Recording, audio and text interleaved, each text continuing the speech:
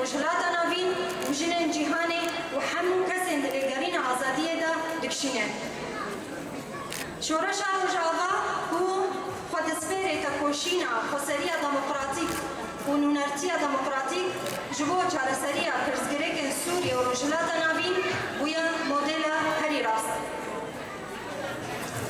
لە ڕۆژهەڵاتە ناوین هەموو پرسگرێک چاوکانیە خوا ji zihniyet û sîstema netewdewlet digire. Piştî şerê cîhanê yekemîn li ser esasê berjewendiyan sîstema modernîtena kapîtalîst Kurdistan li çar parçeyan hatiye cûdarkirin.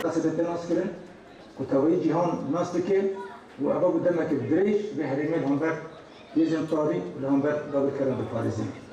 Dîsa di hindirî şer da pêvajoyê şoreşê de di hindirî şer da rêveberiya xata ava kirin. Ew jek destkeftî herî xwe êvê şoreşê bû.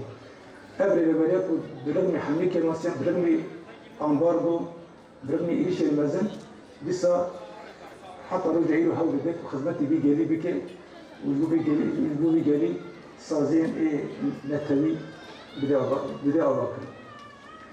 Dijminên me di va pêvajoya bihurtî da ji bo ku va destkeftî ortaya rabin çi dest wan hat kirin.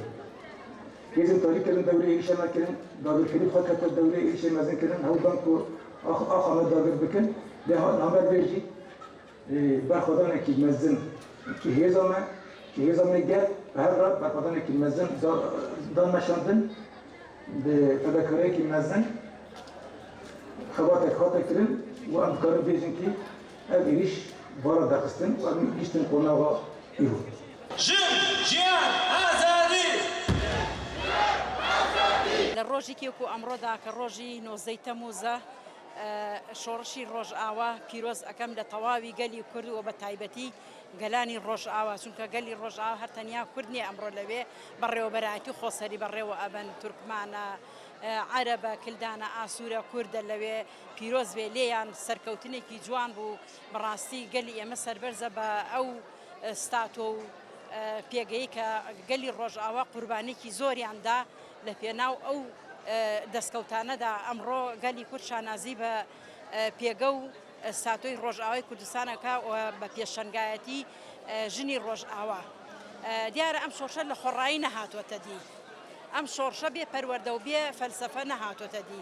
هەموو ئەزانین هەموو شۆڕشێک هەموو ڕێکخراوێک هەموو جوڵانەوەیەک پێویستی بە بنەمایەک هەیە دەستورێک هەیە کە کاری لەسەر بکە. چون هەر خانوویە کە دروستی کەی ئەگەر بناغی نەبێ بەرگەی هەرز ناگرێ و ئەڕوخێ.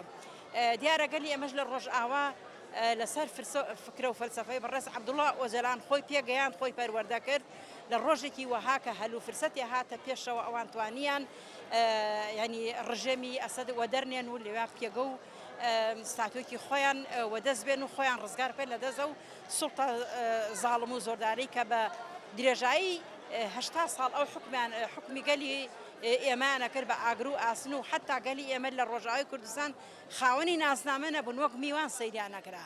ئەمڕۆ جێگای شانازیە گەلی ئێمە کە لە ڕۆژئاوای کوردستان شۆڕشێکی بەرپا کردو بە پێشەنگایەتی ژن کە ئەو شۆڕشە ژن پێشەنگایەتی ئەکات وەسەری هەموو ژنانی جیهانی بەس کردو بۆ هەموو جیهانی سەرمان کە ژن ئەتوانێ گەورەترین و زەحمەترین شت کە لە ڕۆژگارەکانە ڕوو بدا ئەو ئەتوانێ بەرەنگاری بێتەوە و نمونەی ڕۆژئاواش کە ئەمڕۆ هەموو جیهان ئەیزانێت کە بە پێشەنگایەتی ژن گەورەترین تیرۆریستی جیهانی داعش تێک و پێکدرا. ژنانی ڕۆژئاوا بە پێشەنگایەتی ژنانی ڕۆژئاوا توانیان ئەو ستاتۆیە ئەو بەرهەمە گەورە بێنن کە ئەمڕۆ بوونەتە شانازی بۆ ژنانی هەموو جیهان.